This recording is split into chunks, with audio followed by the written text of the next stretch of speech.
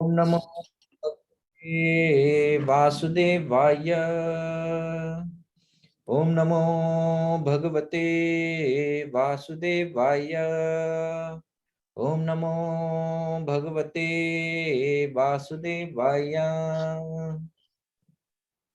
नारायणं नमस्कृत्यं नरं चैव नरोत्तमं देवीं सरस्वतीं व्यासं ततो जयमुदीरये। नष्टप्रायेषु भद्रेषु नित्यं भागवत सेवया भगवतीरुत्तमश्लोके भक्तिर्भवति नैष्ठुकी। कृष्णाय वासुदेवाय देवकी नन्दनाय च नन्दगोपकुमाराय गोविन्दाय नमो नमः। ओम अज्ञानतिमिरान्धस्य ज्ञानाञ्जनाशलाकया चक्षुरुन्मिलितं येन तस्मै श्रीगुरवे नमः। श्रीचैतन्यमनोभीष्टं स्थापितं येन भूतले स्वयं रूप गदामह्यं ददाति स्वपदान्तिकं। वन्देऽहं श्रीगुरु श्रीयुतापदकमलं श्रीगुरून् वैष्णवांश्च श्रीरूपं साग्रजातं सहगना रघुनाथान्वितं तं सजीवम् साद्वैतं सावधूतं परिजना सहितं कृष्ण चैतन्य देवं श्री राधा कृष्ण पदां सहगना ललिता श्री विशाखान्वितंश्च नमां विष्णुपदाय कृष्ण प्रेष्ठाय भूतले श्रीमते गोपाल कृष्ण गोस्वामी निति नामिने।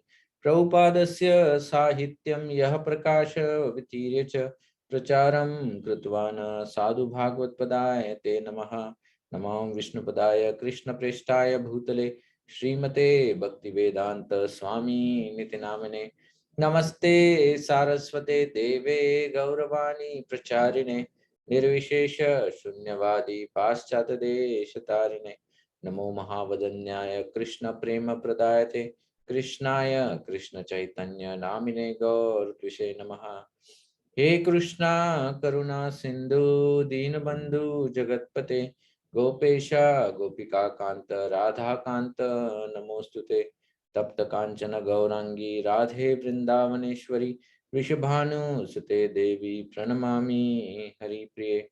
वाञ्छाकल्पतरुभ्यश्च कृपा सिन्धुभ एव च पतितानां पावनेभ्यो वैष्णवेभ्यो नमो नमः।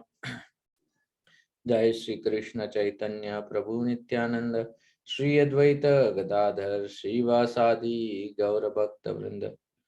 हरे कृष्णा कृष्ण कृष्णा हरे हरे हरे राम राम राम हरे हरे।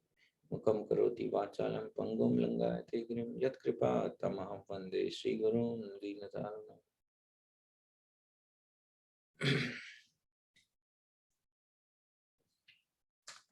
हरे कृष्ण।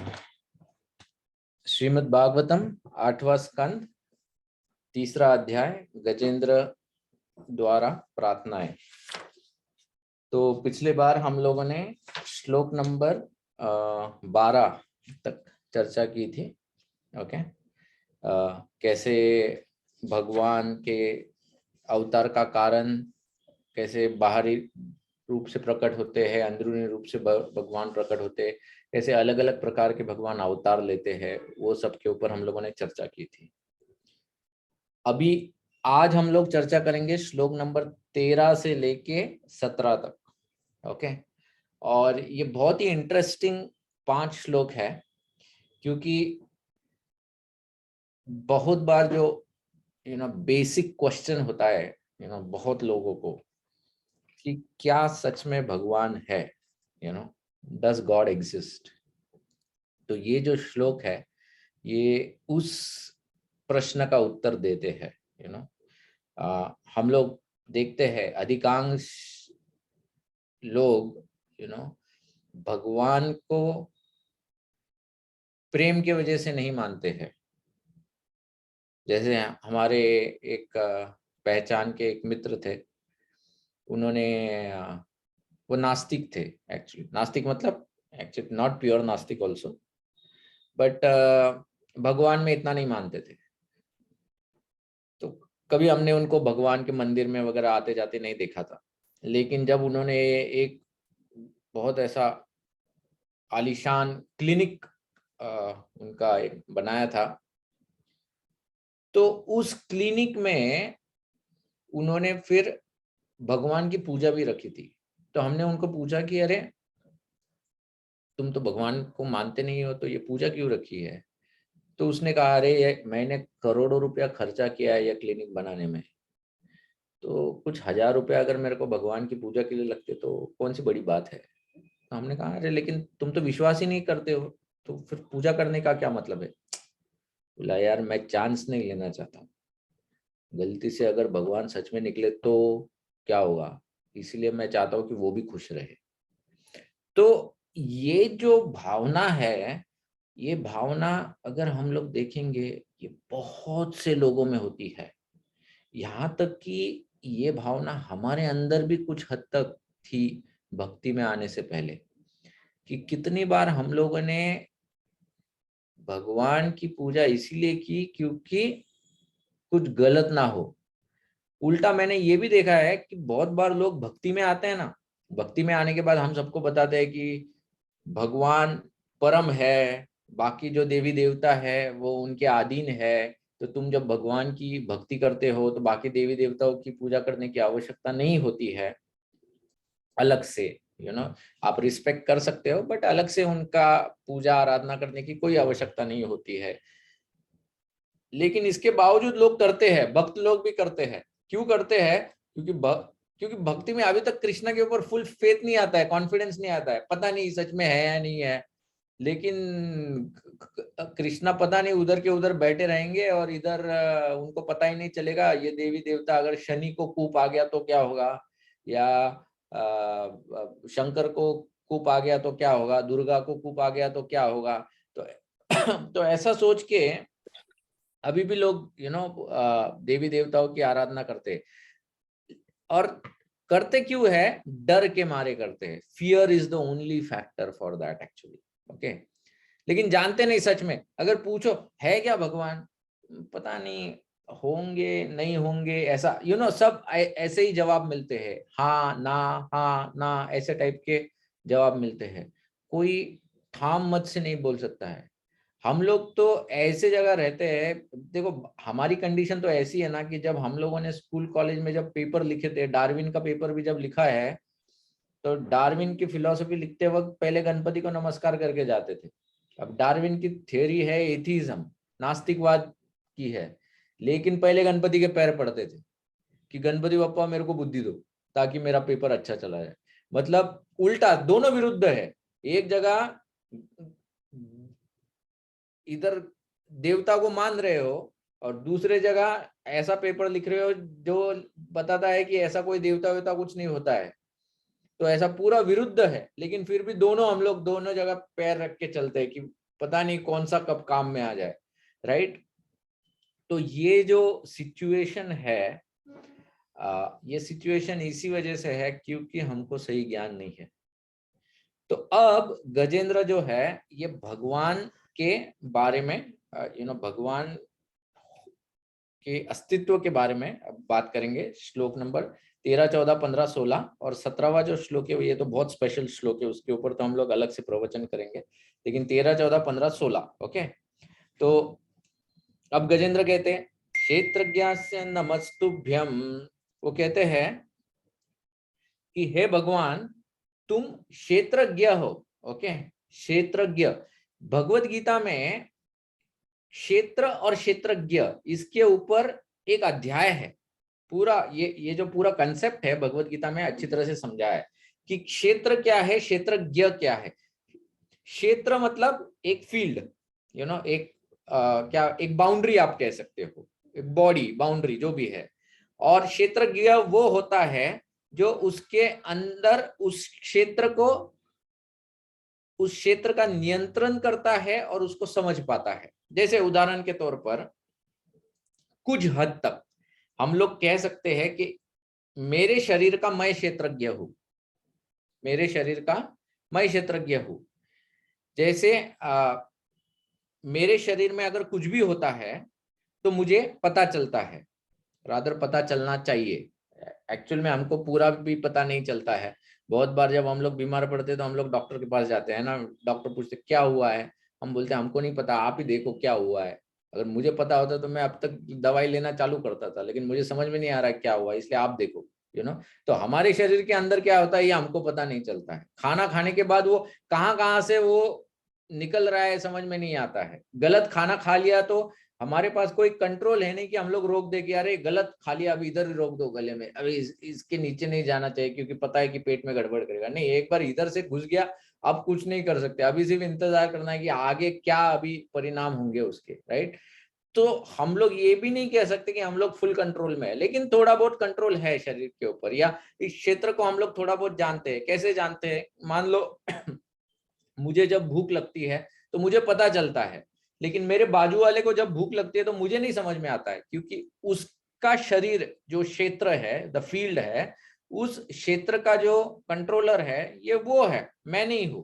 तो मुझे उसके क्षेत्र पे कोई कंट्रोल नहीं है, मुझे सिर्फ अपने शरीर के ऊपर कंट्रोल है एक तरह से।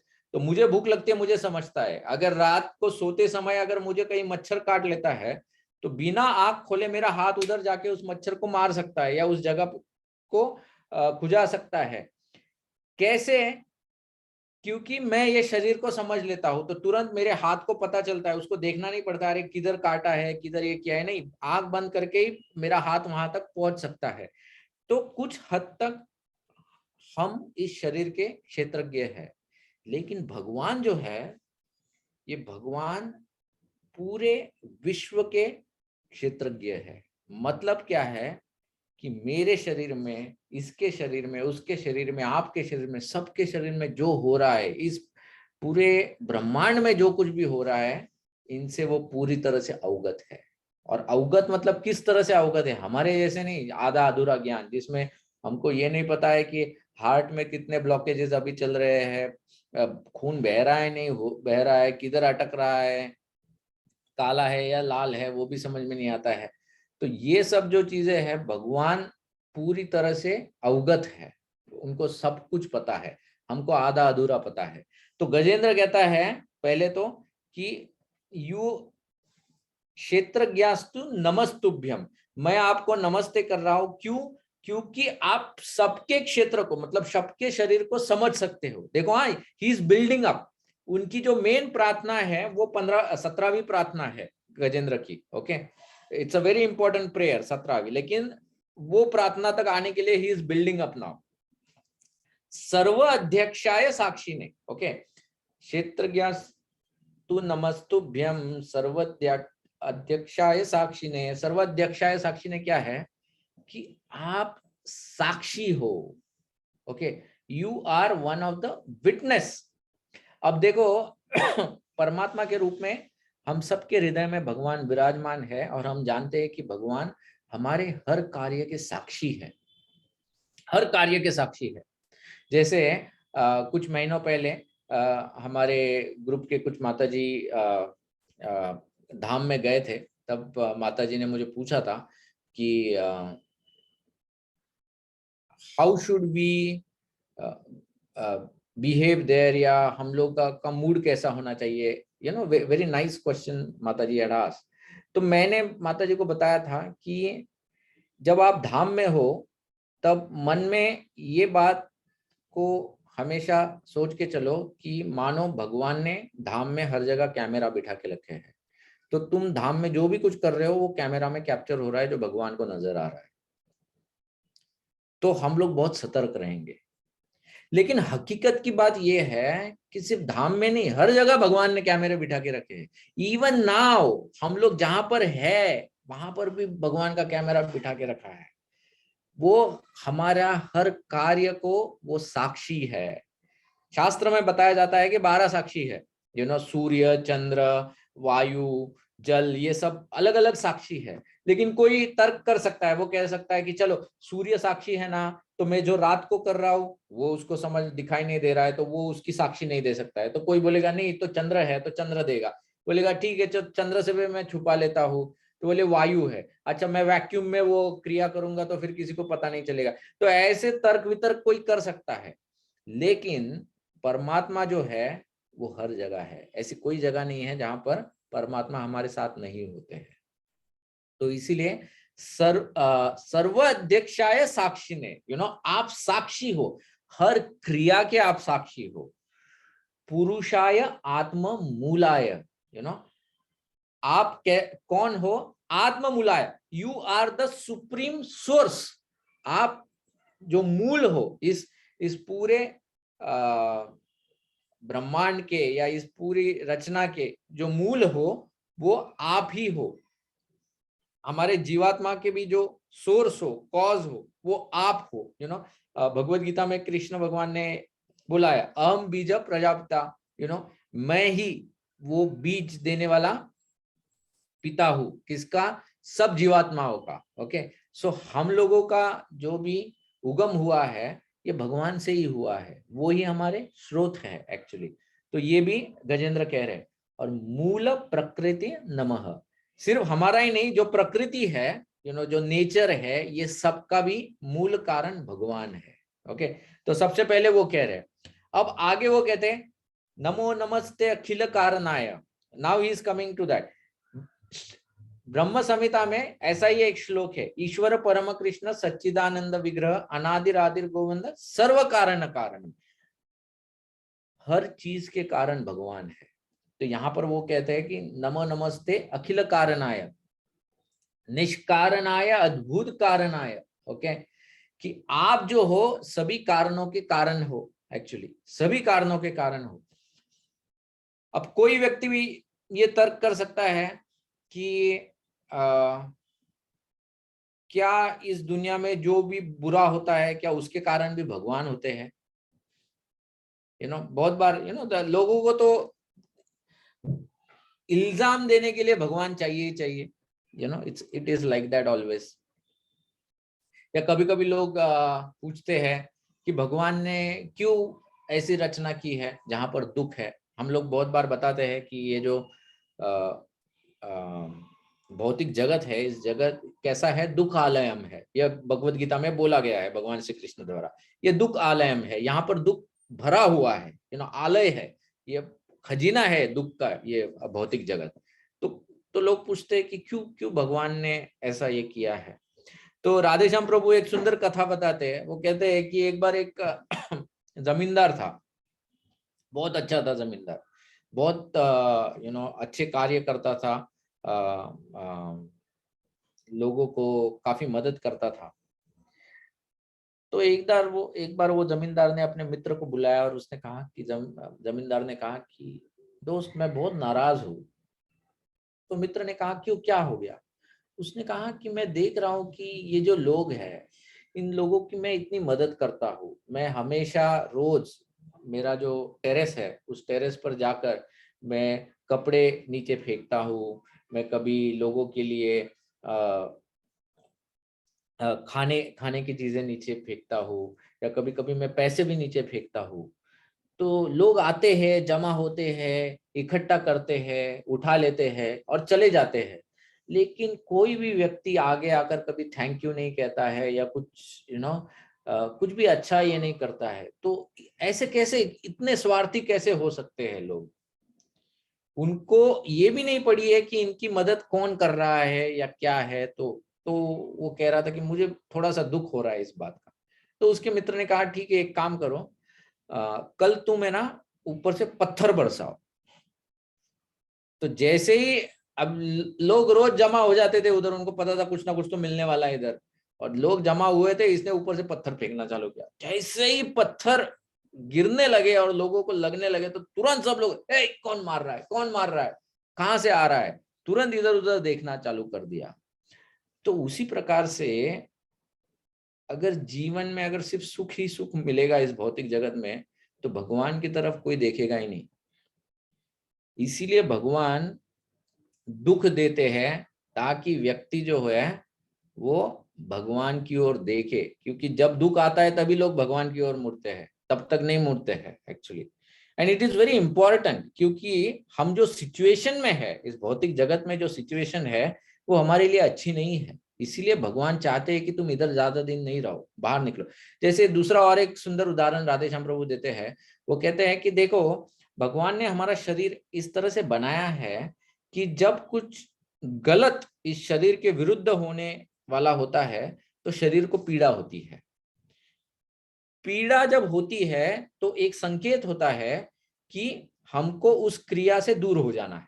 जैसे उदाहरण के तौर पर अगर कहीं आग जल रही है और गलती से अगर मेरा हाथ उस आग के तरफ जाता है तो, और मुझे जैसे ही वो आग का उस आग का चटका बैठ जाता है तो तुरंत मैं क्या करता हूँ, हाथ को खींच लेता हूँ। क्यों? क्योंकि मुझे उस आग द्वारा पीड़ा हो गई तो मैंने हाथ को खींच लिया। अब मान लो मेरे हाथ में सेंसेशन ही नहीं था, पीड़ा महसूस ही नहीं करता था मेरा हाथ, तो गलती से जो हाथ आग में चला गया था, क्योंकि सेंसेशन ही नहीं है, पेन ही नहीं है, तो उस हाथ को पता ही नहीं चलता कि अभी मुझे इसको खींचना है, क्योंकि गलती से he was not even aware, उसको पता ही नहीं था कि मैं आग में हाथ डाल लिया है। तो हाथ जलते ही जाता, जलते ही जाता, जलते ही जाता, बाद में पता चलता अरे हाथ गायब हो गया है अचानक, ऐसा हो जाता था।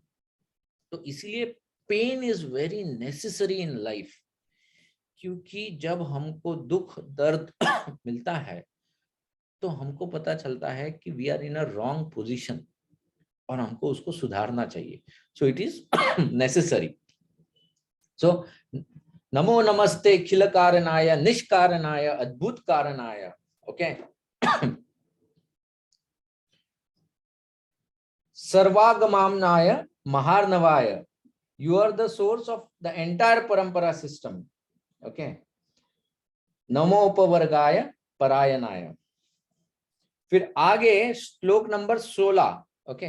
तो ये दो श्लोक है, ये दो श्लोक में, या 3 श्लोक है एक्चुअली, 13, 14, 15, इसमें भगवान के बारे में बताया गया है। श्रील प्रभुपाद तात्पर्य में भगवान के अस्तित्व के बारे में वो बताते हैं कि देखो भगवान कैसे है। पहले तो he is the supreme, he is the supreme, then he is the cause of all causes, वो सब कारणों के कारण है। तीसरे, भगवान जो है वो पिता है सबके, अहम बीज प्रजापिता। ओके। एंड भगवान जो है वो प्रोप्राइटर है। प्रोप्राइटर मतलब सभी चीज का, जैसे हम लोगों को अगर पूछा जाए कि इस दुनिया में ऐसी कोई चीज है जिसके तुम प्रोप्राइटर हो, लोग कभी कभी, अभी मैंने ये घर खरीद लिया है तो मैं ये कह सकता हूँ कि हाँ मैं इस घर का प्रोप्राइटर हूँ, क्योंकि मेरे पास डॉक्यूमेंट है, रजिस्ट्रेशन डॉक्यूमेंट है जिसपे मेरा नाम लिखा है और ये घर मेरा है। लेकिन संविधान के अनुसार ये पूरा भारत की जो भूमि है वो गवर्नमेंट के अंडर है। तो कल अगर गवर्नमेंट ने अचानक अगर कुछ हो गया ऐसा, तो गवर्नमेंट ये कह सकता है कि ये भूमि मेरे को दे दो, खत्म, और मैं कुछ भी नहीं कर पाऊंगा। जैसे पार्टीशन के वक्त हुआ था, जिन लोगों के पूरा प्रॉपर्टी स्टेट जो सब कुछ था, बहुत लोगों ने खो दिया क्योंकि उनको यहाँ से वहां से यहाँ जाना पड़ा एक्चुअली।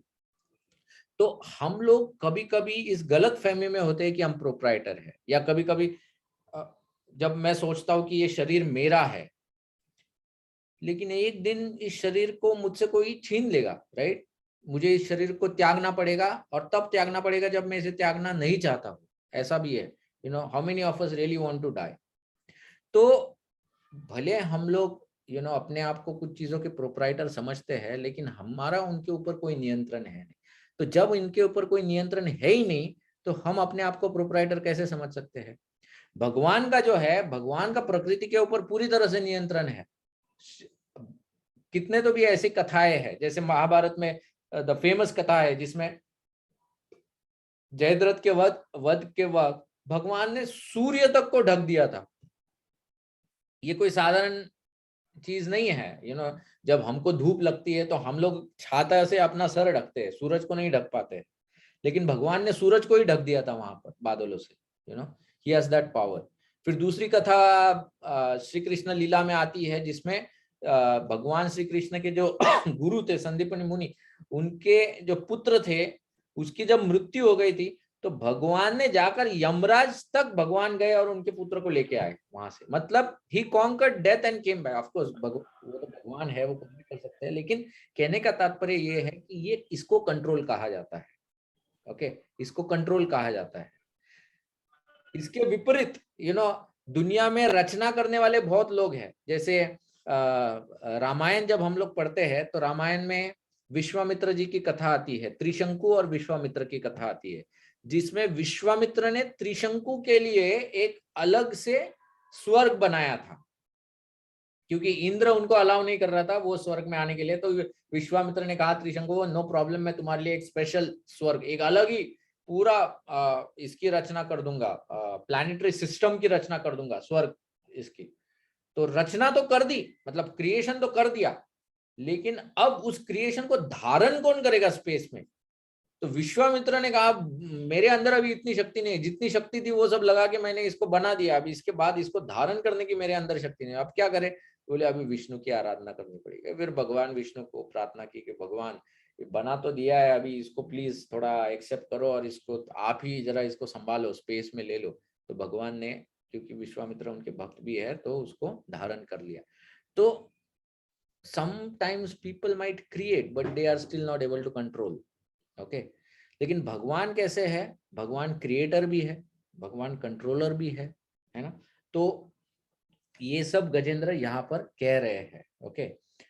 प्रभुपाद तात्पर्य में बहुत सुंदर पॉइंट्स करते हैं। प्रभुपाद कहते हैं कि कोई भी बुद्धिमान व्यक्ति जो होता है, भले बहुत बार लोग पूछते हैं, तुम कहते हो भगवान है भगवान है, क्या तुमने कभी भगवान देखा है? क्या तुम हमको भगवान दिखा सकते हो? लेकिन भगवान कोई ऐसी भौतिक चीज नहीं है जिसको हम लोग कभी भी कैसे भी और हमारी इच्छा अनुसार देख सकते हैं।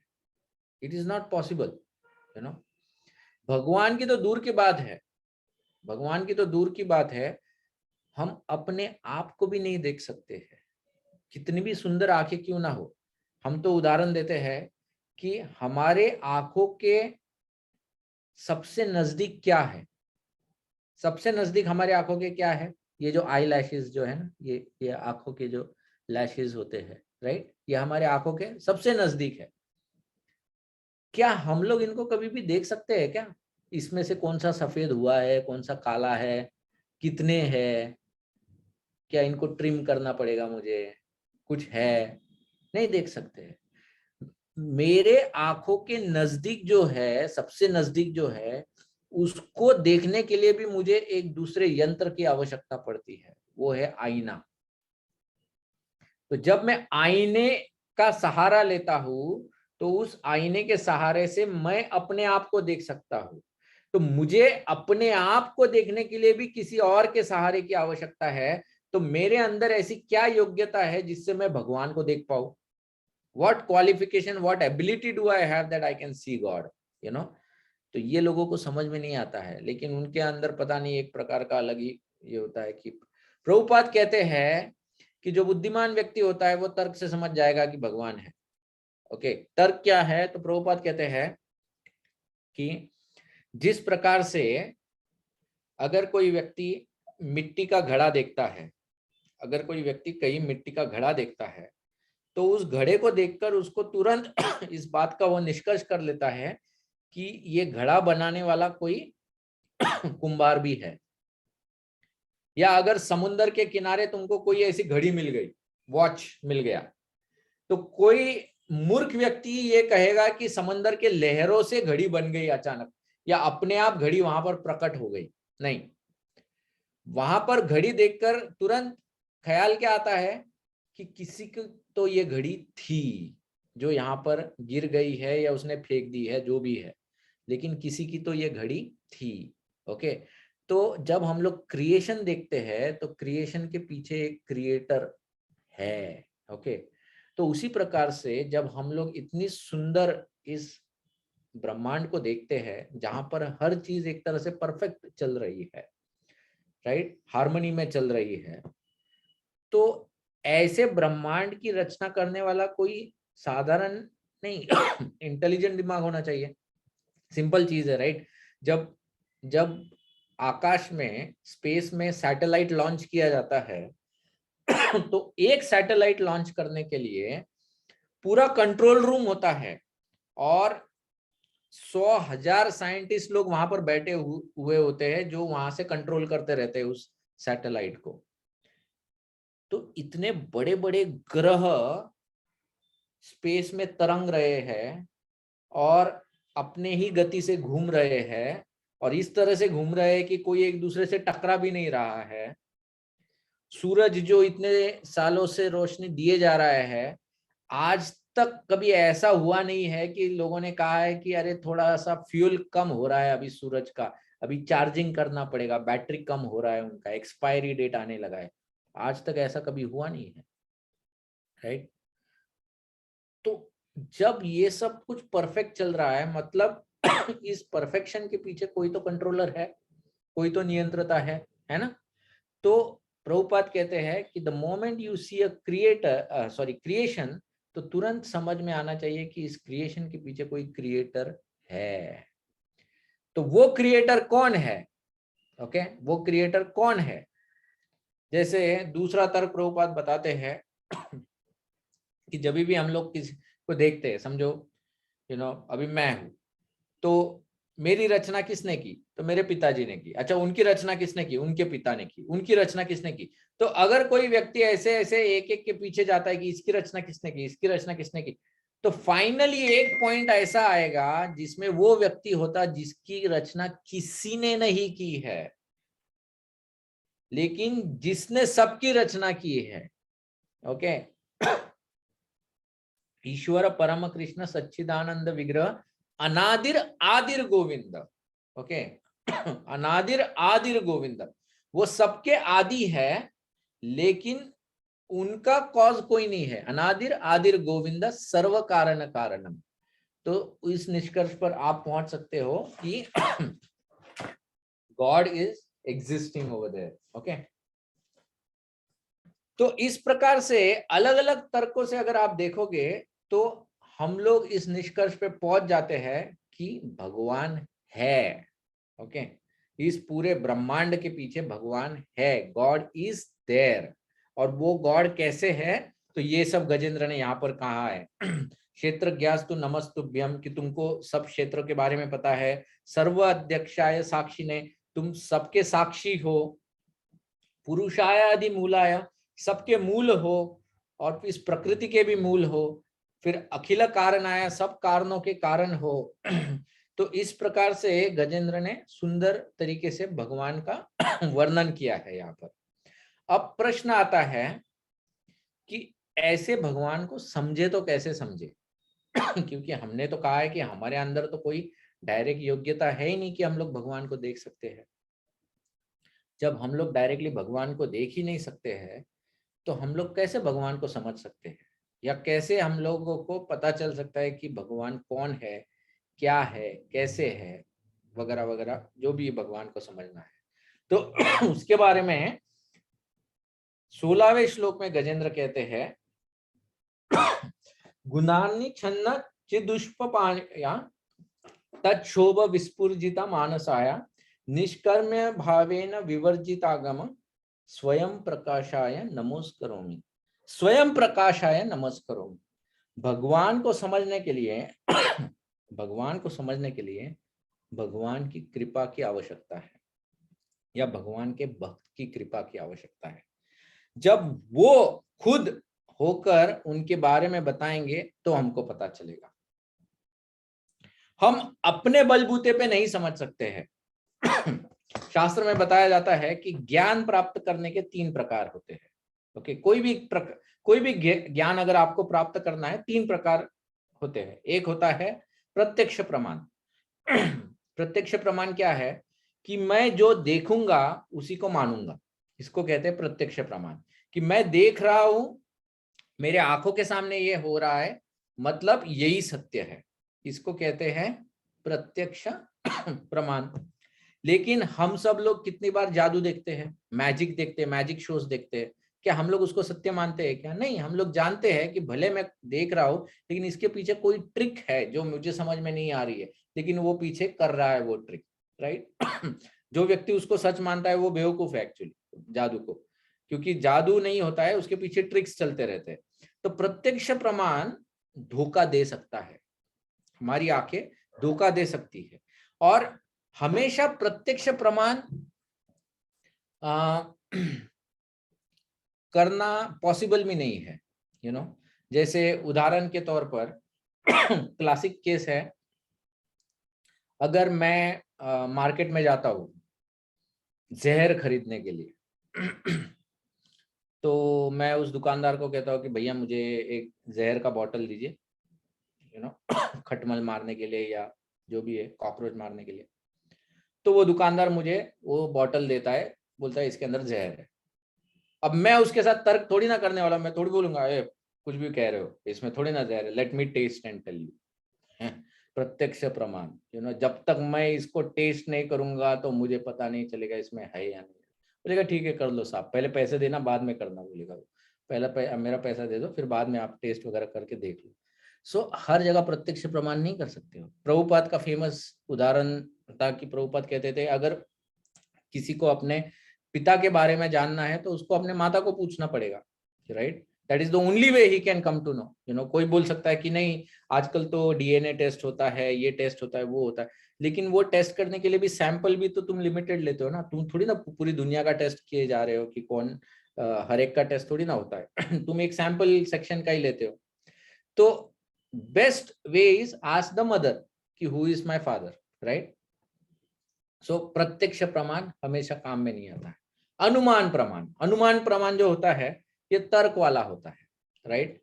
कि मुझे लगता है ऐसा है, मुझे लगता है वैसा है, लेकिन तुम्हारे लगने से जरूरी नहीं कि वो सच है, क्योंकि हमारा जो अनुमान होता है वो गलत भी हो सकता है। जैसे पूरा जो हम साइंस जो आज पढ़ते हैं, this entire science is based on अनुमान प्रमाण, एक तरह से देखा जाए तो।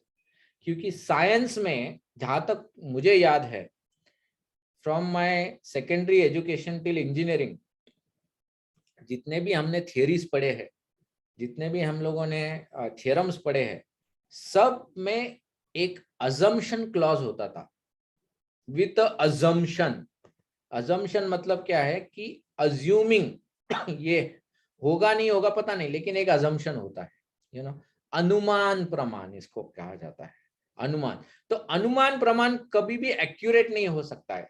वो एक्यूरेसी के नजदीक आ सकता है लेकिन एक्यूरेट नहीं हो सकता है। Okay, still there is a possibility of deviation, अनुमान प्रमाण। ओके, जैसे मैं घर में बैठकर जब मैं कोलाहल सुनता हूँ बाहर, तो मैं अनुमान लगा सकता हूँ कि शायद लोग झगड़ा कर रहे हैं। नीचे जब मैं जाता हूँ तो मुझे दिखता है अरे लोग पार्टी कर रहे हैं, लेकिन जोर जोर से बातें कर रहे हैं, इसलिए मुझे लगा ऊपर बैठ के कि अरे ये तो झगड़ा कर रहे थे। होता है ना कभी कभी ऐसा, गलत फहमी हो जाती। हम लोग कुछ अनुमान लगाते हैं, वो जाके कुछ अनुमान लगाते हैं। जैसे रीडर्स डाइजेस्ट में एक बहुत सुंदर स्टोरी आई थी।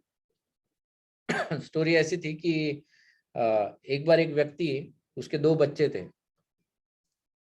वो दोनों बच्चों को लेकर ट्रेन स्टेशन पहुंचता है, मेट्रो स्टेशन।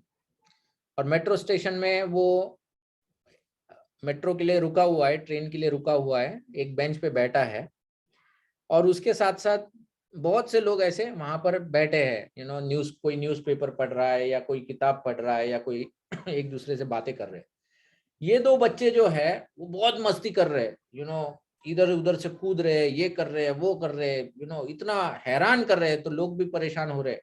तो 1-2 लोगों को सहन नहीं होता है, वो जाके इस व्यक्ति को कहते हैं कि भैया तुम जाके इन बच्चों को क्यों नहीं कंट्रोल करते हो, अगर बच्चे संभाले नहीं जाते तो पैदा क्यों करते हो, कंट्रोल करो तुम्हारे बच्चों।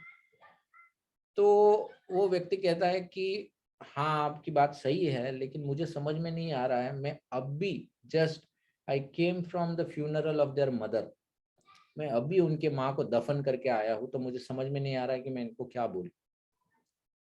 तो जैसे ही वो लोग ये सुनते हैं तो तुरंत उनका दृष्टिकोण अब बच्चों की तरफ देखने का बदल जाता है। Now they think oh let them play. तो अनुमान प्रमाण, कि हम लोग देख के कुछ अनुमान लगाते हैं, लेकिन जब हकीकत पता चलती है देन वी रियलाइज अरे नहीं नहीं ये तो पिक्चर ही अलग था, उल्टा था, राइट? सो अनुमान प्रमाण। तीसरा होता है शब्द प्रमाण। शब्द प्रमाण क्या होता है? शब्द प्रमाण ये होता है कि कोई अथॉरिटी है या वो व्यक्ति है जो उस विषय में निपुण है, जिसने उस विषय का अच्छी तरह से अभ्यास किया है, और ऐसे व्यक्ति से ज्ञान प्राप्त करना।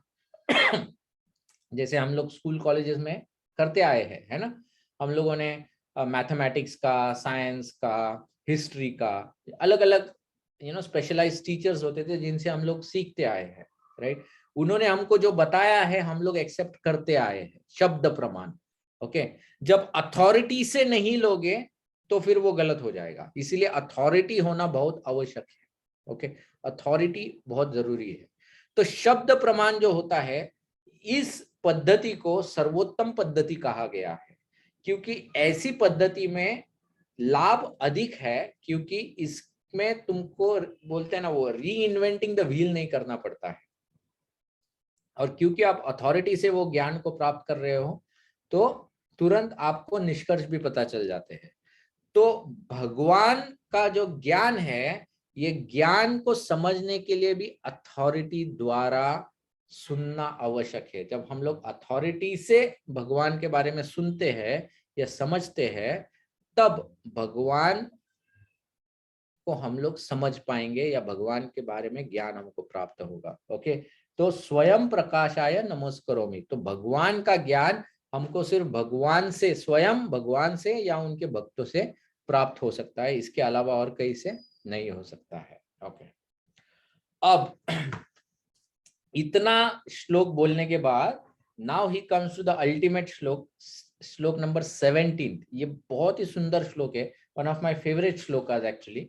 ओके, माद्राग प्रपन्न पशुपाश विमोक्षणाय मुक्ताय भूरि करुणाय नमो ललाय स्वांशेन सर्वतनुभृन् मनसि प्रतीत प्रत्यादृशे भगवते बृहते नमस्ते। ओके, माद्रक प्रपन्न पशुपाश विमोक्षणाय। सबसे पहले गजेंद्र कहता है कि हे भगवान, मैं जो हूं एक पशु हूं, ही इज एक्चुअली एनिमल, लेकिन वो सिर्फ बाहरी दृष्टिकोण से नहीं कह रहा है, वो कह रहा है कि मेरी जो एक मनस्थिति है, मेरी एक जो वृत्ति है, एक पशु के समान है। पशु, पशु मतलब क्या? अज्ञानी। मैं अज्ञानी हूं, मैं पशु हूं, मुझे ज्ञान नहीं है भगवान, मुझे इतना ज्ञान है नहीं आपके बारे में, मैं आपको ज्यादा समझता नहीं हूं, तो एक पशु के समान मैं अपना जीवन बिता रहा था। माद्रक प्रपन्न पशुपाश विमोक्षणाय, तो क्योंकि मैं पशु हूं तो मैं एक पाश में बंधा हुआ हूं। ओके, मैं एक पाश में बंध गया हूं। कौन सा पाश है? हम लोग भी पशु जैसा जीवन जी रहे। हम भी कौन से पाश में बंधे हुए? 3 गुणों के पाश में बंधे हुए, सत्वगुण, रजोगुण, तमोगुण। ये जो पाश है, ये पाश हमको बांध के रखा है। तो इन गुणों के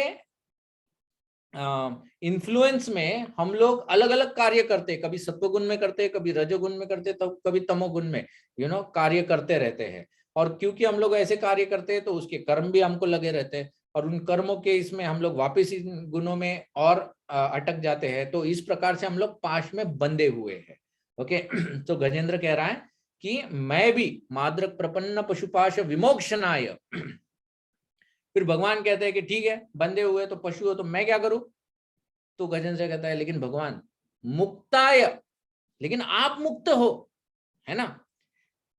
अगर मैं बंधन में हूं और मुझे अगर छुड़ाना है, अगर आप बंधन में हो और मैं बंधन में हूं, मैं बोलूं मुझे छुड़ाओ, आप बोलोगे पागल हो गया है, मेरे हाथ भी बंधे हुए हैं ना, मैं कैसे छुड़ाऊं तुमको, है ना। तो मुझे अगर छुड़ाना है तो सामने वाले को मुक्त रहना चाहिए, he should not be bound. वो मुक्त होगा तो ही मुझे वो छुड़ा पाएगा, नहीं तो कैसे छुड़ा पाएगा। भगवान जो है वो 3 गुणों में कभी नहीं बनते हैं, राइट, 3 गुणों के परे है।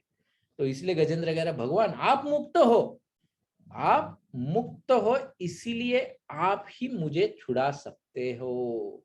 ओके, आप ही मुझे छुड़ा सकते हो, आपके अलावा और कोई नहीं छुड़ा सकता मुझे इस कंडीशन में से।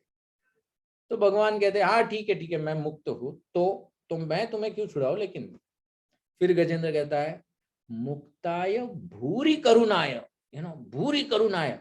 अरे भगवान, आप सिर्फ मुक्त नहीं हो, आप बहुत दयालु भी हो, करुणाय है, आप में करुणा है। और कितनी करुणा है? भूरि करुणा यहाँ पर बताया गया है। भूरि करुणा, भूरि करुणा क्या होती है? करुणा तो हम लोग जानते हैं, दया, मर्सी जिसको हम लोग कहते हैं। भूरि करुणा क्या होती है? भूरि करुणा समझने के लिए मान लो एक छोटा बच्चा है, और माँ बहुत प्रेम करती है उस बच्चे से। अब बच्चे को दवाई पिलानी है तो माँ क्या करती है, वो जो चम्मच होता है या व्हाटएवर जो भी ढक्कन होता है या पात्र होता है जिसमें दवाई है, तो माँ वो दवाई उसके पास लेके जाती है कि बेटा चलो दवाई पियो। बच्चा कहता है नहीं पीना है, हट, हाथ को मार देता है जोर से, तो वो दवाई नीचे गिर जाती है। ओके, तो आजकल की मॉडर्न मम्मी के बारे में बात नहीं कर रहे जो उल्टा एक झापड़ मार देगी बच्चे को, नहीं। तो माँ क्या करती है, माँ फिर से दवाई भरती है दूसरे इसमें और बोलती है नहीं नहीं बेटा ये तुम्हारे लिए अच्छी है, पियो। फिर से वो झटक देता है, फिर से माँ वापस उसमें भरती है, बोलता बेटा तुम्हारे लिए बहुत अच्छी है, तुमको ये लेनी चाहिए। जब तक वो बच्चा वो दवाई को नहीं पिएगा, कितनी बार भी उस माँ को वो ठुकराए, लेकिन माँ प्रेमवश उसका पीछा नहीं छोड़ती है। इसको कहते हैं भूरी करुणा है। जन्मों जन्मों से हम भगवान का तिरस्कार करते आए हैं। जन्मों जन्मों से भगवान को हम लोग कहते आए हैं कि God please mind your own business, मुझे मत परेशान करो, आई वॉन्ट टू एंजॉय, मेरे जीवन में दखलबाजी मत करो। फिर भी वो भगवान हमारे पीछे ऐसे आते रहते हैं, he still standing and watching कि पता नहीं बेटा तेरे को कब मेरी जरूरत पड़ेगी, तो जिस दिन मुझे बुलाएगा मैं तेरे लिए आ जाऊंगा। भूरी करुणा है, तो गजेंद्र कहता है कि अब मैं बुला रहा हूं और आप भूरी करुणा है। आप इस बात का बुरा नहीं मानेंगे, अभी मैं आपको बुला रहा हूं, आप नहीं कहेंगे तो अभी अभी आ गया ना, बराबर लाइन पे होता है ना।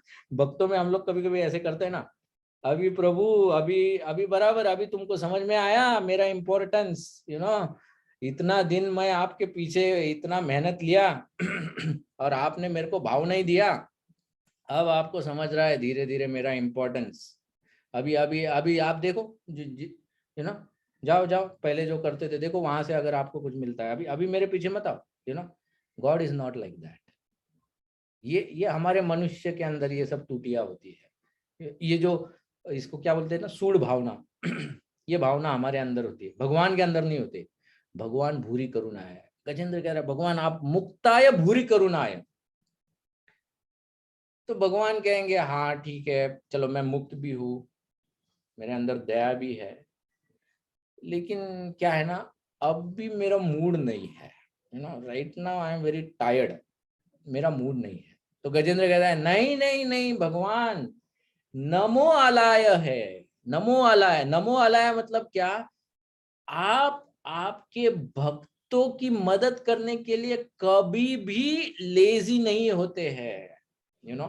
तुरंत जब आपका भक्त पुकारता है तो तुरंत तुरंत आप उसके मदद के लिए आ जाते हो।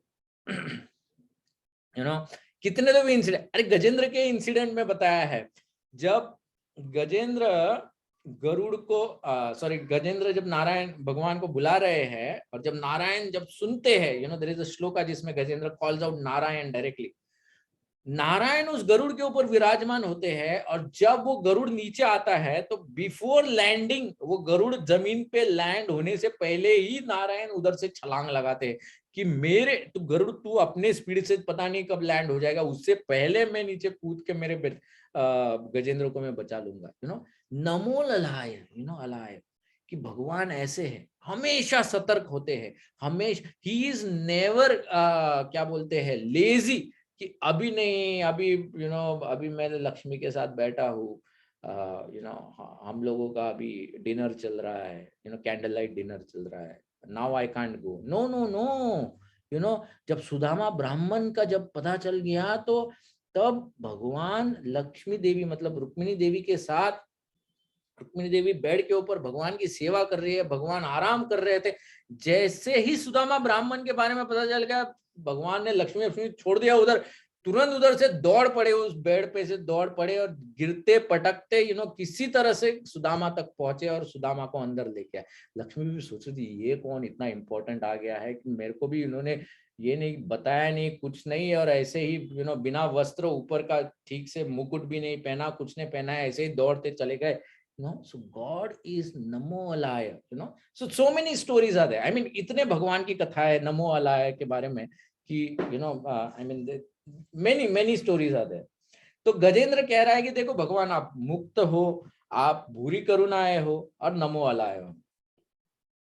फिर अब आगे वो कहता है, स्व अंशेन सर्वतनु भृन मनसी प्रतीत, आप स्व अंशेना, ओके, स्व अंशेना मतलब आपका जो अंश है परमात्मा, ओके, उस परमात्मा के रूप में आप हम सब जीवात्माओं के हृदय में बैठे हुए हो।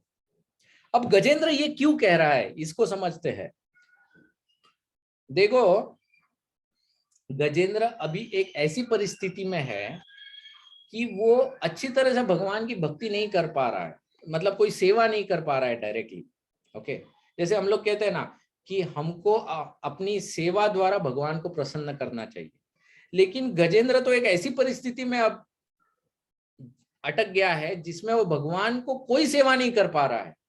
लेकिन गजेंद्र कह रहा है कि लेकिन भगवान, तुम मेरे हृदय में बैठे हो और तुम मेरे हृदय के भाव को समझते हो, मेरे भाव को तुम समझो भगवान, उस भाव को समझकर तुम मेरी मदद के लिए आओ, ओके, उस भाव को समझकर मेरी मदद के लिए तुम आओ। अब देखो, ये इतना इंपॉर्टेंट प्रिंसिपल है भक्ति में कि भक्ति इज नॉट एक्सटर्नल, भक्ति इज इंटरनल, जैसे I'll tell you one story. हमारे भक्ति तीर्थ स्वामी महाराज थे, प्रभुपाद के एक शिष्य थे, भक्ति तीर्थ स्वामी महाराज करके सन्यासी, बहुत ही अमेजिंग सन्यासी थे। he was a black bodied American devotee actually. 2005 में महाराज ने शरीर छोड़ा, 2005-2006 के आसपास, या he left his body actually.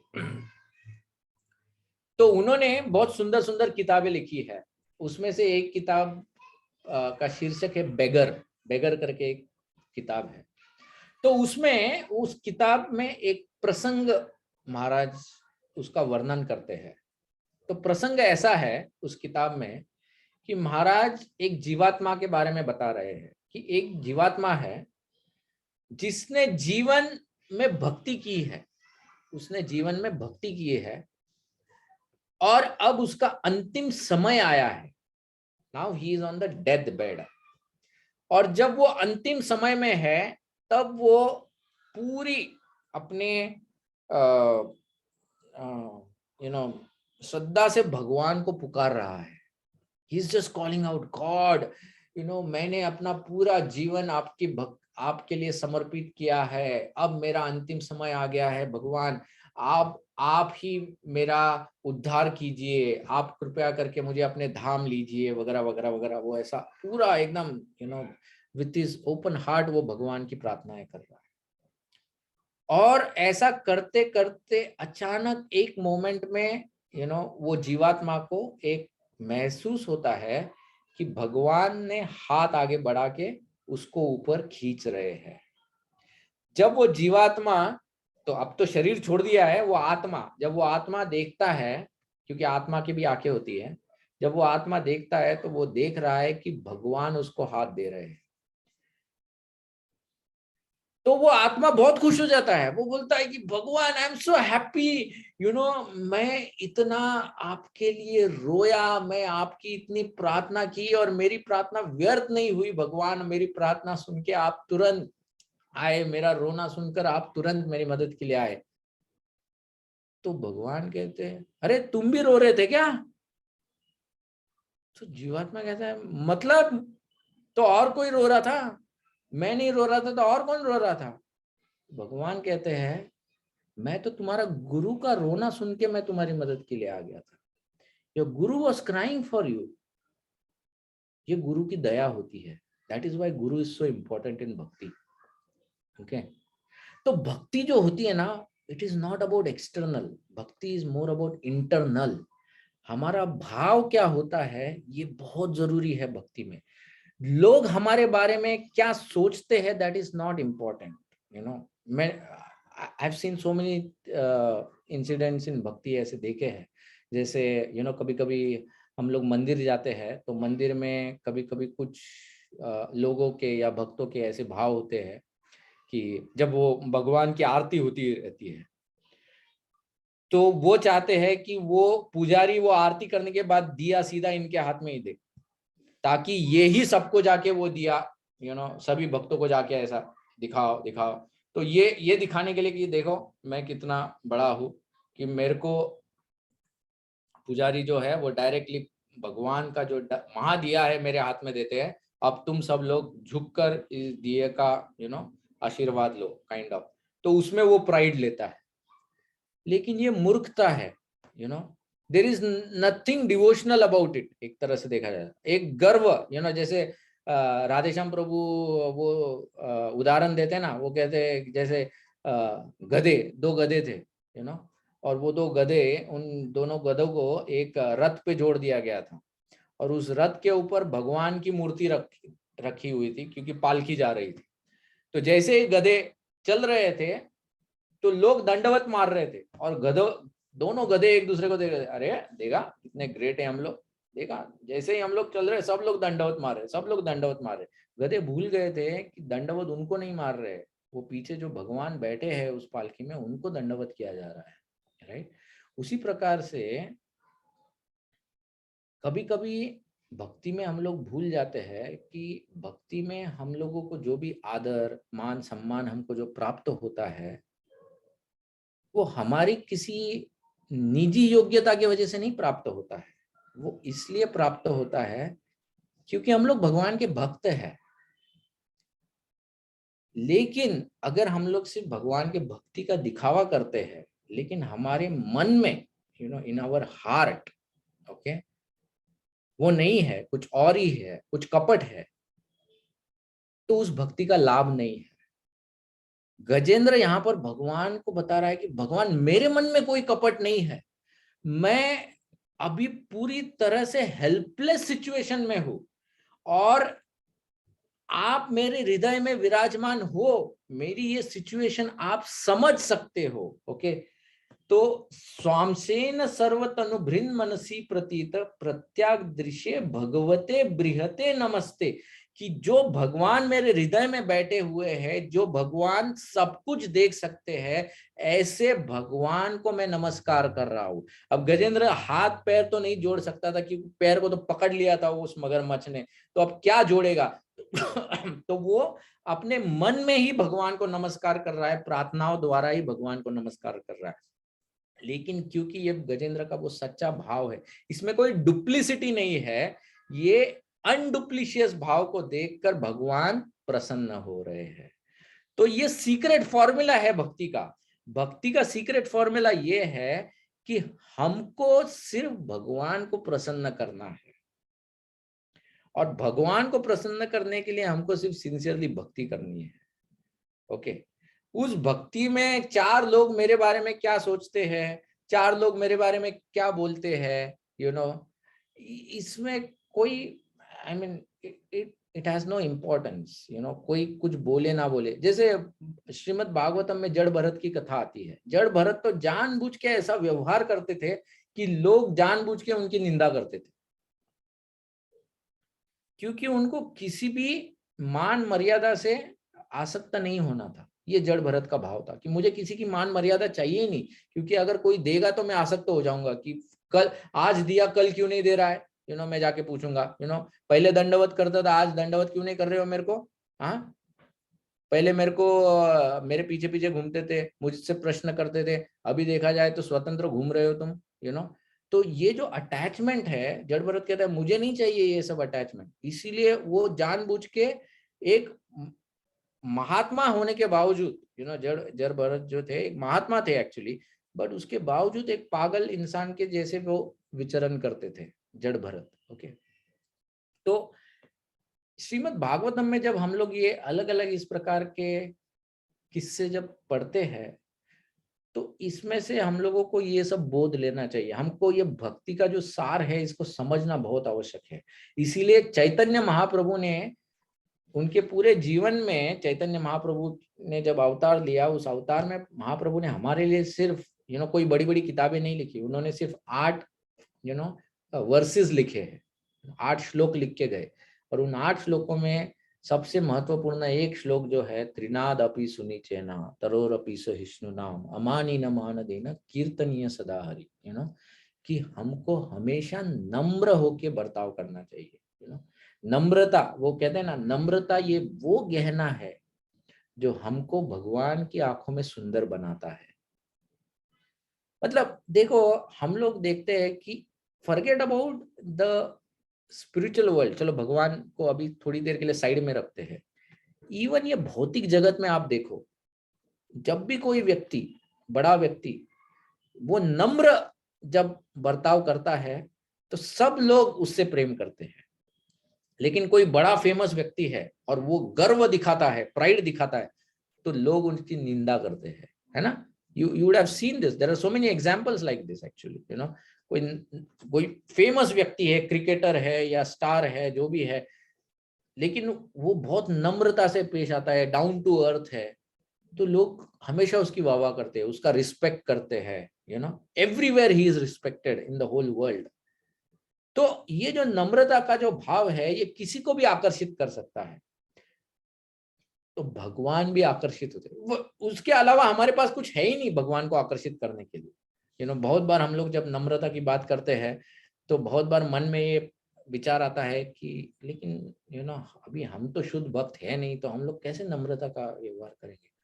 हाँ ठीक है, हम लोग आज शुद्ध भक्त नहीं है, आज हम लोग गलतियां कर सकते हैं, लेकिन जस्ट बिकॉज हम लोग शुद्ध नहीं है, ये हमको लाइसेंस नहीं देता है कि हम लोग विनम्र भाव ना व्यक्त करें। We have to make a sincere attempt to stay humble. Sincere attempt करना चाहिए। और जहां पर भी हम लोग वो चूक करें कि हम लोग ह्यूमिलिटी नहीं दिखा रहे हैं, तो हम लोगों को उसको दुरुस्त करने की कोशिश करनी चाहिए, ना कि उसको हम लोगों को जस्टिफाई करने की कोशिश करनी चाहिए कि मैं इस सिचुएशन में नम्र इसलिए नहीं था प्रभु क्योंकि ऐसा ऐसा ऐसा ऐसा ऐसा नहीं। I mean there is no reason, because point ये है कि भले ही मेरे पास 10 अलग कारण हो, लेकिन उन कारणों की वजह से मैंने उस गहने को त्याग दिया है जिससे भगवान आकर्षित होते हैं। अब वो गहना ही मेरे पास नहीं है तो भगवान आकर्षित कहाँ से होंगे। मैं भगवान को थोड़ी ये कह सकता हूँ कि भगवान एक्चुअली ना क्या था, वो था मेरे इधर, लेकिन वो ऐसा ऐसा सिचुएशन मेरे लाइफ में आया इसलिए मेरे को वो गहना निकालना पड़ा। भगवान बोलते हैं ओके नो प्रॉब्लम, जब वापस पहनोगे ना तब मैं आऊंगा, राइट। तो ये जो नम्रता का जो भाव है, जो गजेंद्र भी यहाँ पर डिस्प्ले कर रहे हैं, ये वेरी इंपॉर्टेंट है। तो इसीलिए आज जो हमने चर्चा की, ये 5 श्लोक जो है, इन 5 श्लोकों में से ये जो 5वां श्लोक है, it is a summary of the 4 shloka. मतलब गजेंद्र एक प्रकार की भूमिका रच रहे हैं पहले 4 श्लोकों में कि भगवान आप ऐसे हो, ये हो, वो हो, वो हो, वो हो। तो भगवान बोलते ठीक है, चाहते क्या हो ये बताओ। तो चाहता तो भगवान ये हूँ, क्या हो भगवान, मैं एक पशु के समान हूँ भगवान, बंधा हुआ हूँ, मुक्त करो मुझे। और मुक्त इसलिए करो क्योंकि आपके अलावा और किसी में इतनी करुणा है नहीं भगवान जो मुक्त कर सके, और आपके अलावा कोई व्यक्ति इतना तत्पर नहीं है या हमेशा सतर्क नहीं है मुक्त करने के लिए। तो हे भगवान, मैं एक सिंसियर अटेम्प्ट कर रहा हूँ, आप मेरे हृदय में विराजमान हो, आप मेरे हृदय की भावना को समझकर मुझे मुक्त करो। So that is what Gajendra is saying over here. Very beautiful shloka actually. इस श्लोका को बार बार पढ़ना चाहिए एक्चुअली हम लोगों को। वेरी वेरी अमेजिंग श्लोक। ओके, तो इसी के साथ हम लोग आज के प्रवचन को विराम देंगे। और थोड़े बहुत श्लोक बचे हैं गजेंद्र की प्रार्थनाओं में। टोटल 29 श्लोकास है। तो हम लोग अभी 17 श्लोक कंप्लीट किए हैं, लगभग 10-11 श्लोक और बाकी है, तो वो हम लोग अगले सत्र में देखेंगे। हरे कृष्णा, थैंक यू। किसी को कोई प्रश्न है, any doubts about today's discussion? Actually आज का जो स्टार्ट का जो डिस्कशन है कि डज गॉड एग्जिस्ट, ये इसके ऊपर हम लोग जब वो डिस्कवर योर सेल्फ का कोर्स करते हैं, उसमें एक प्रॉपर सेशन है उसके ऊपर डिटेल में। उसमें तो हम लोग अलग अलग साइंटिफिक तर्कों द्वारा इस बात की पुष्टि करते हैं कि भगवान exist.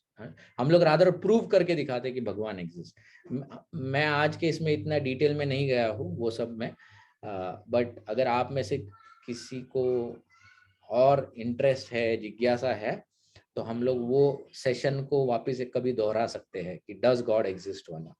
But in a nutshell हम लोगों ने ये डिस्कस किया था कि कैसे हम लोग समझ सकते हैं कि अगर क्रिएशन है तो क्रिएटर होना ही चाहिए, अगर लॉ है तो लॉ मेकर होना ही चाहिए, अगर कहीं तुमको कंट्रोल दिख रहा है तो कंट्रोलर होना ही चाहिए। अपने आप में ये सब चीजें प्रकट नहीं होती है, right? That is intelligence, you know. जो बिग बैंग थ्योरी है, बिग बैंग थ्योरी कहती है कि पहले कुछ नहीं था, अचानक एक बहुत बड़ा धमाका हो गया और धमाके के बाद फिर ये पूरे ब्रह्मांड की रचना हो गई, मतलब अर्थ के में। लेकिन आज तक इतने बिग बैंग हुए हैं लेकिन कहीं भी कोई रचना नहीं हुई है ना। हिरोशिमा नागासाकी में 1945 में एक बहुत बड़ा बैंग हो गया था, उस बैंग के इफेक्ट इतने हैं कि आज भी कोई रचना नहीं हो पा रही है उधर, you know, people are still trying to fight out that situation. तो यू नो आज तक कोई साइंटिस्ट किसी चेम्बर में ये प्रूव नहीं कर पाया कि किसी भी बैंग से कोई क्रिएशन बाहर आता है, लेकिन पीपल आर यू नो मूर्खता से एक्सेप्ट कर रहे हैं कि बिग बैंग हुआ था और उसी के कारण आज ये ऐसा सुंदर नेचर है जो परफेक्ट हार्मनी में चल रहा है इन सब कुछ। तो it is very illogical actually. तो ये सब हम लोग अगर ये तर्क से समझेंगे तो समझ में आता है कि नहीं, God has to be there. ठीक है, तो हम लोग यहीं पर विराम देंगे। किसी को कोई प्रश्न है? Any questions?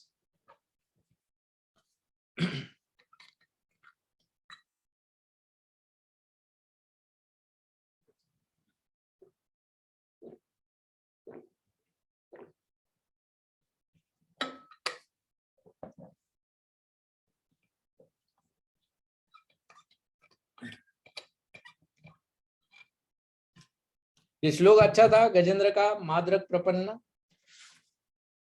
भक्तों को ये श्लोक अपने व्हाटएवर तुम्हारा जो स्टडी रूम है या जो भी रूम है उधर आप लोगों को ऐसा प्रिंट आउट लेके या फ्रेम लेके उसको ऐसा चिपकाना चाहिए ये श्लोक, बिकॉज हमारे लिए बहुत बहुत एप्लीकेबल है। रादर जब हम लोग भगवान के सामने जाते हैं तो हम लोग इस श्लोक को डायरेक्ट बोल सकते हैं, direct, you know, because it is so, क्या बोलते हैं, हमारे लिए ही बना है वो श्लोक। हमारी भी वृत्ति उस पशु जैसे है, हम भी उस पशु के जैसे बंधे हुए हैं और हम भी चाहते हैं कि भगवान हमको मुक्त करे एक्चुअली। सिर्फ वो नीचे वाला पार्ट, वो सिंसियरिटी नहीं है अभी तक हमारे हृदय में जो गजेंद्र के अंदर उस वक्त थी, तो वो सिंसियरिटी से लेकिन हम कोशिश करेंगे तो वो भी आ जाएगी।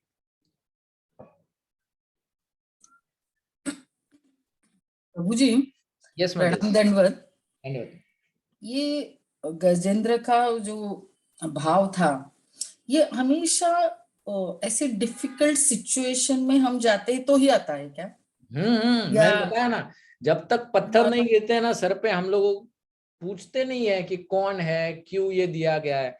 तो बट एखाद पर्सन को सपोज थोड़ा अंडरस्टैंडिंग है, तो वो नॉर्मल सिचुएशन में अगर ये भाव मीन्स ये प्रार्थना करता है तो भी वो उतनी ही सिंसियर प्रार्थना हो सकती है या हो भगवान के लिए सकती है माता जी, बट यू नो ये डिफिकल्ट सिचुएशन में ही जाना चाहिए? नहीं नहीं, कैसा होता है नॉर्मली हम लोग अपने जीवन में भी देखो ना माता जी, जब हमारे जीवन में भी कभी कभी डिफिकल्ट प्रसंग आते हैं तब हम लोग देखते हैं कि हमारा चैंटिंग एक अलग टाइप का होता है। वो चैंटिंग में थोड़ा ज्यादा सिंसियरिटी होता है, ज्यादा फोकस होता है, ज्यादा एक गंभीरता होती है, एक प्रेयरफुल मूड होता है, वर्सेस जब सब कुछ अच्छा चल रहा है यू नो लाइफ में, देन हमारा चैंटिंग थोड़ा कॉम्प्लिसेंसी बिल्ड हो जाता है। ओके, तो ये हमारे और नॉर्मल लोगों की बात हो रही है। बट जैसे आप कह रहे हो, देर आर सर्टन डिवोटीज जो ऑलरेडी एक परमहंसा के स्टेज पर होते हैं, प्योर प्योर डिवोटी के स्टेज पे होते हैं, तो उनको प्रसंग से फर्क नहीं पड़ता है। Even in a normal situation उनके प्रेयर्स उतने ही सिंसियर होते हैं जितने in a difficult situation. Okay, but that is a different level a devotee attends. But at a very initial level, मतलब हमारे लेवल पर हम लोग नॉर्मली यही देखते हैं कि जब डिफिकल्टी आता है तभी हम लोग थोड़ा सिंसियरिटी बढ़ाते हैं, तब तक हम लोगों का कॉम्प्लेसेंसी ही चलता रहता है, right? I mean this is my personal experience. I'm sure many devotees would have experienced the same thing, but my personal experience is this कि जीवन में जब थोड़ा सा डिफिकल्टी आता है तब थोड़ा भक्ति वापस सिंसियरली हो जाता है, यू नो. हाँ, यू नो, कभी कभी होता है ना, सब कुछ ठीक चल रहा है, फिर हम लोग यू नो भक्ति में सब कुछ थोड़ा सा लाइटली लेना चालू करते हैं, फिर यू नो प्रकृति एक फटका झापड़ लगाती है, कुछ तो यू नो कुछ रोग हो जाता है, कुछ हो जाता है, घर में कुछ प्रॉब्लम आता है, कुछ पैसे का नुकसान हो जाता है, फिर हम लोगों को लगता है नहीं नहीं जरूर मुझसे कुछ अपराध हो रहा है, कल से मंगल आरती करूंगा, अभी एवरी संडे टेम्पल जाना चालू कर दूंगा, अभी मैं थोड़ा सा भगवान का सेवा भी चालू करता हूँ एक्चुअली, यू नो. तो then automatically we start thinking कि मैं और क्या भक्ति में कर सकता हूँ, तो वापस सिचुएशन कभी नॉर्मल आ जाता है, नॉर्मल आ जाता है, फिर वापस ढीले पड़ते हैं हम लोग. तो ये हमारा थोड़ा ऐसा साइन ग्राफ है, ऊपर नीचे ऊपर नीचे ऊपर नीचे, लेकिन उसका मीन ऊपर जाना चाहिए, दैट इज इम्पोर्टेंट. उसका मीन नीचे नहीं आना चाहिए. हाँ, उसका मीन नीचे नहीं आना चाहिए. साइन ठीक है, ऊपर नीचे ठीक है, लेकिन लेट द मीन और median go up side, not down side. एक और क्वेश्चन था प्रभु जी, जैसे वो आप बोलते कि जपा बहुत अलग होता है, या what exactly, how do we, क्या बेसिकली सी नॉर्मली जब हम लोग डिफिकल्टी में होते हैं तो हमारा मूड ऑफ सरेंडर बहुत ज्यादा होता है उस वक्त, यू नो. मतलब एट दैट मोमेंट हम लोगों को बाकी की जो हमारी जो अटैचमेंट्स होती है, जो आसक्तियां होती है, जो हमको नॉर्मली अट्रैक्ट करती है या डिस्ट्रैक्ट करती है, वो सब चीजों को हम लोग विरक्त हो जाते हैं उस वक्त. आई डोंट केयर वेदर ये मिले ना मिले, I don't care about this that that, right now this is what I need from you God. लेकिन जब इन अ नॉर्मल सिचुएशन में, you know, in a normal situation में जब सब कुछ ठीक ठाक चल रहा है, तब हम लोग जब भगवान को प्रार्थनाएं करते रहते हैं, उसके बीच में कोई बोलता है अरे माता जी पता है यू नो मार्केट में ये चल रहा है, ओ ओके ओके, मेरा भी इतना पैसा लगा हुआ है, अच्छा ये क्या वो, ठीक है, okay okay, I am safe. अच्छा ये इधर कुछ नया खुल गया है क्या होटल वगैरह, उधर का खाना ये सब अच्छा है, यू नो. हमारे जो अटैचमेंट्स होते हैं ना, उस वक्त हम लोग we try to give equal importance like God only to them, मतलब our attention is same to everything at that time. But जब डिस्ट्रेस सिचुएशन होता है ना, तो ये सबको हम लोग ऑटोमेटिकली, आप देखोगे कि इनसे डिटैच होना चालू हो जाते हो आप, you know, at least for time being. And उस वक्त फोकस गॉड पे आ जाता है, that is what we call a sincerity. तब वो तीव्रता बढ़ती है, सिंसियरिटी बढ़ती है, that's how it happens. But it unfortunately that does not stay for long. It should stay for long, but it doesn't, क्योंकि you know it's a unnatural situation for us. तो हम धीरे धीरे वापस natural situation में आ जाते हैं actually. But फिर भी हम लोगों को वो situations welcome करने चाहिए, because for us it is like उतने टाइम में हम लोग जो सिंसियरली भक्ति कर लेते हैं ना, it is like that 4 and 6s of a match, कि तुमने रन रेट बढ़ा लिया है उतने इसमें, फिर बाद में पता नहीं वापस स्लैक ओवर्स आएंगे, फिर वापस धीरे धीरे फिर वापस यू नो ऐसा, इट्स लाइक दैट. यस, प्रणाम दंडवत. यस माता, धन्यवाद.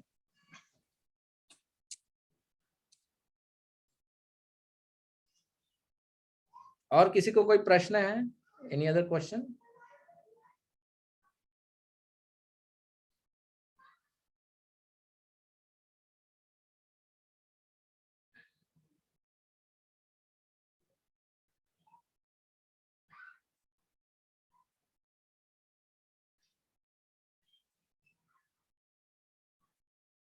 ठीक है, तो हम लोग फिर यहीं पर आज के सत्र को विराम देंगे. Hare Krishna, thank you everyone, Hari बोल. हरे कृष्णा.